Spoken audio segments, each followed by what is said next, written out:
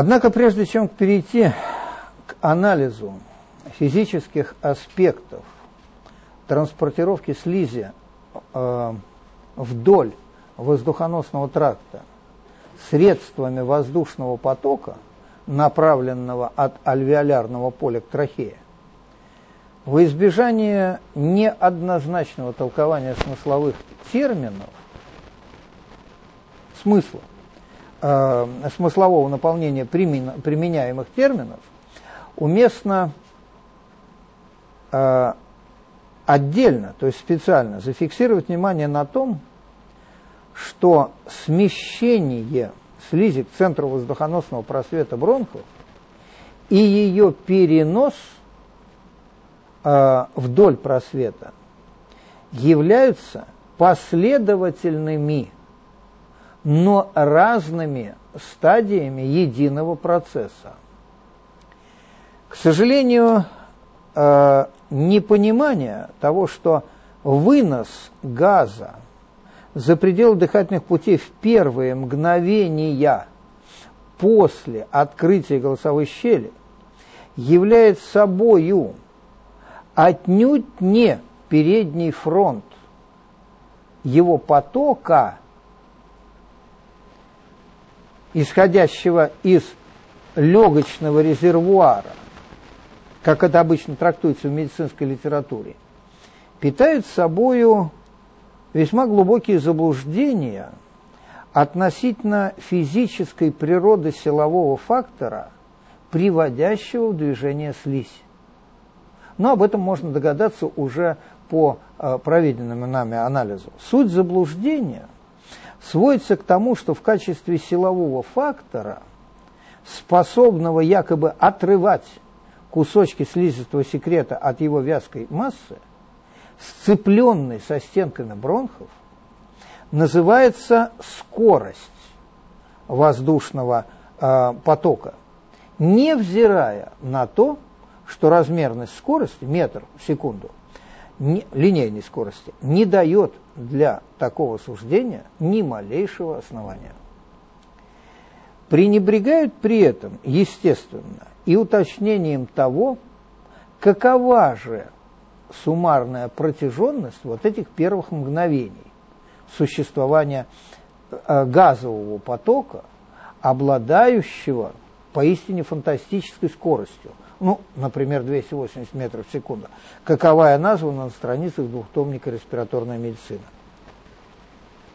выпущенного в 2007 году.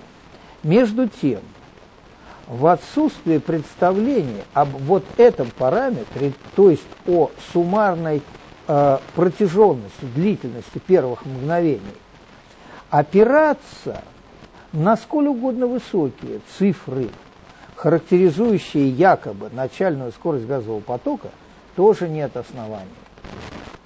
Последнее очевидно с учетом того, что даже очень большой объем воздуха, запасенный на предварительном вдохе, например, 4,5 литра, при скорости его выброса через трахею среднего диаметра, то есть 1,8 сантиметра, займет всего лишь 0,056 секунды, то есть 56 миллисекунд, что втрое короче протяженности одного кашлевого толчка, простите, вдвое, каковых в составе паттерна обычно бывает несколько.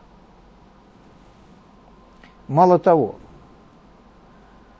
существование в трахее воздушного потока с такой линейной скоростью в течение даже в 5 раз меньшего времени, то есть не 0,056 секунды, а 0,01, то есть порядка 10 миллисекунд, попросту невозможно физически без разрушения трахеи, в чем легко убедиться, прибегнув к методу математического моделирования для этой ситуации. Если же в рутинной практике пока не зафиксировано ни одного случая разрушения трахеи в процессе реализации кашля, то, не подвергая сомнению цифровую оценку линейной скорости газа, полученную, надо полагать, на основании какого-то измерения, резонно, как минимум, поинтересоваться техникой этого измерения. Тем более, имеется в виду 280 метров в секунду, тем более, что сделать это можно, не доводя дело до знакомства с техническими подробностями вот именно приборного оформления, но опираясь лишь на граничные условия получения результата, которые, очевидно, даже из оценки интервала времени, потребного для выброса 4,5 литров газа через трахею среднего диаметра со скоростью 280 метров в секунду. При наличии вот такой оценки ясно, что измерение, положенное в основу вычисления такого значения линейной скорости, должно быть реализовано на интервале времени как минимум в несколько раз меньше 56 миллисекунд. Иное исключено. Следовательно,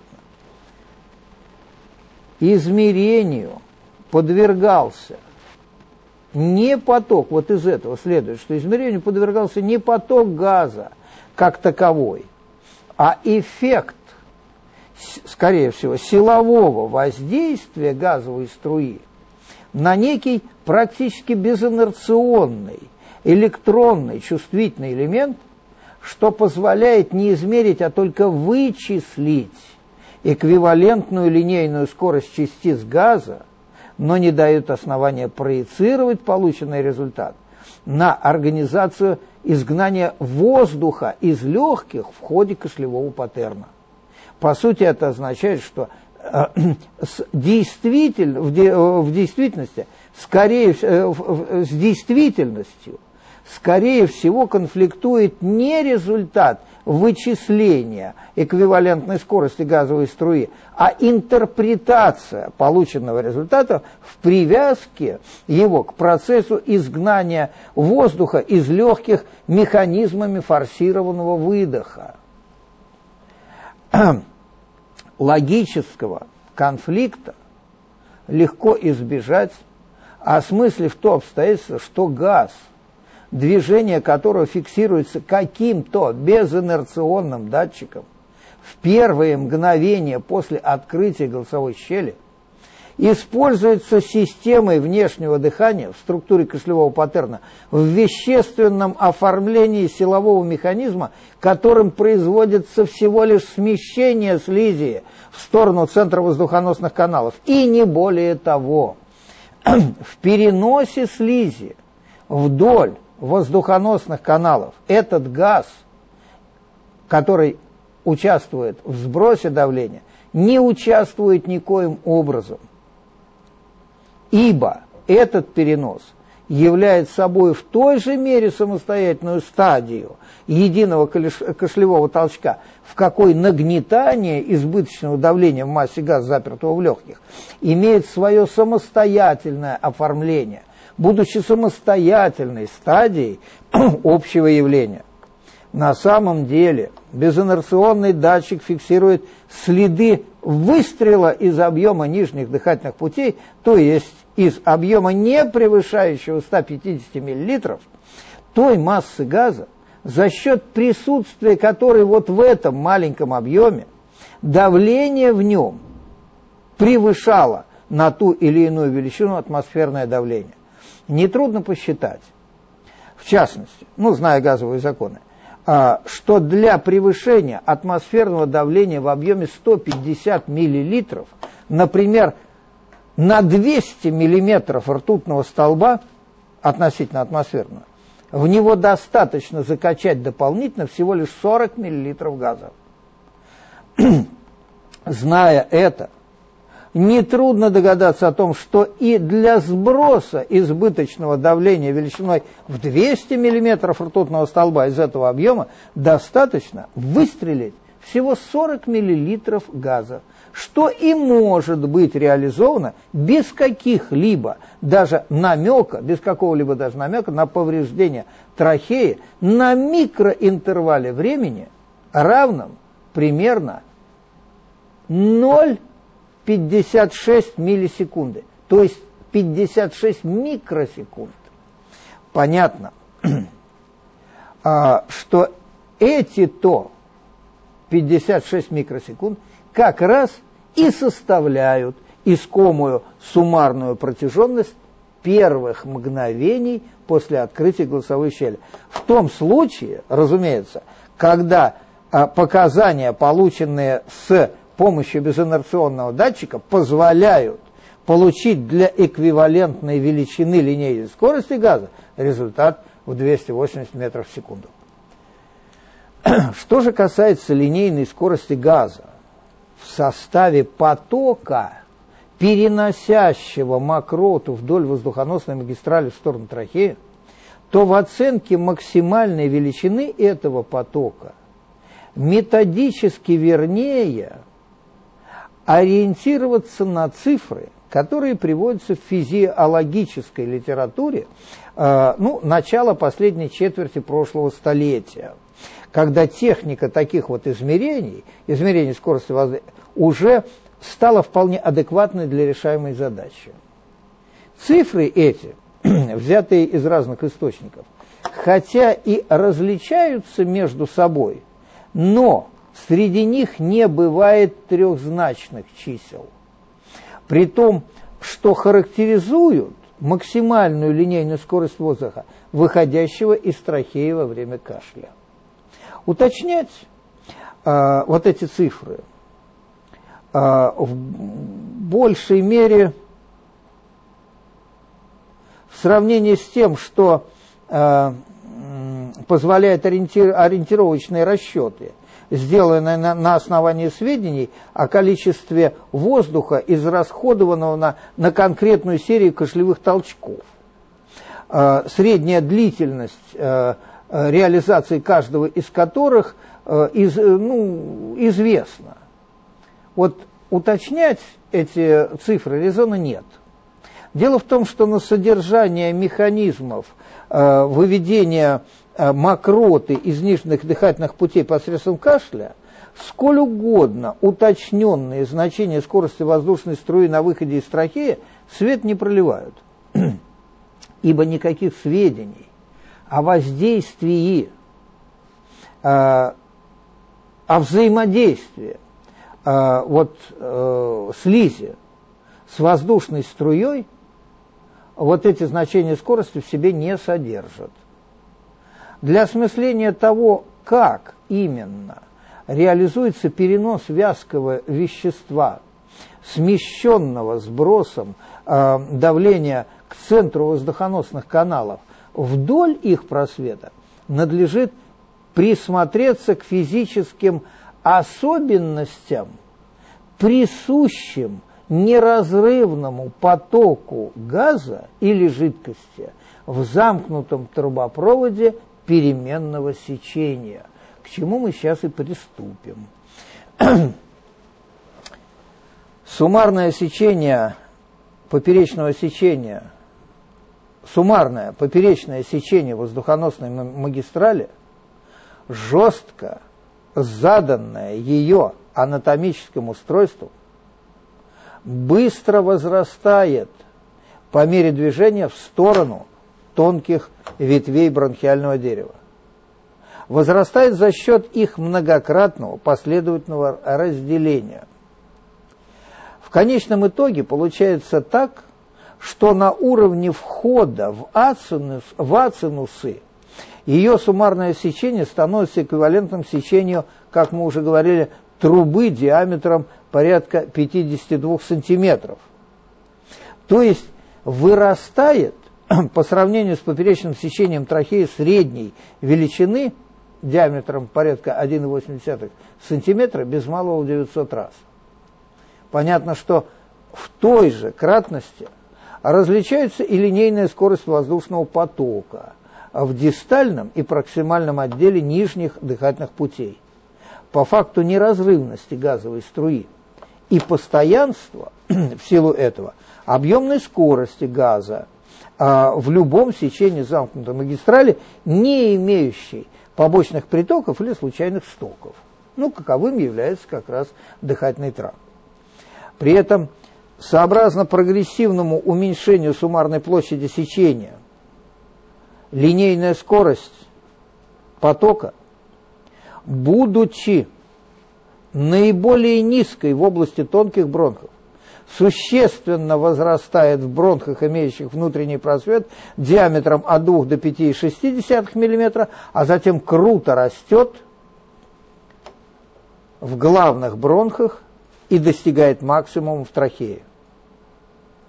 Причем за счет наличия гладкомышечного сегмента в составе хрящевой стенки трахеи, составляющего порядка четверти периметра, просвет трахеи способен уменьшаться, как уже говорилось, при ее сокращении на величину до 10% своего размера. Тем самым в момент кашлевого толчка создаются условия для еще большего роста линейной скорости воздуха на этом участке нижних дыхательных путей, то есть на самом длинном их прямолинейном участке. Линейная скорость газа в любом потоке, вот обозначим ее буковкой В, определяет собой кинетическую составляющую его внутренней энергии.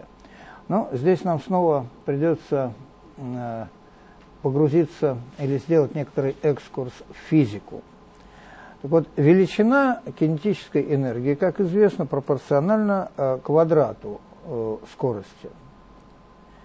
Помимо этого, внутренняя энергия потока включает потенциальную составляющую, которая в общем случае содержит компоненту GH, здесь G это ускорение силы тяжести, а H высота над нулевым уровнем, то есть над уровнем океана.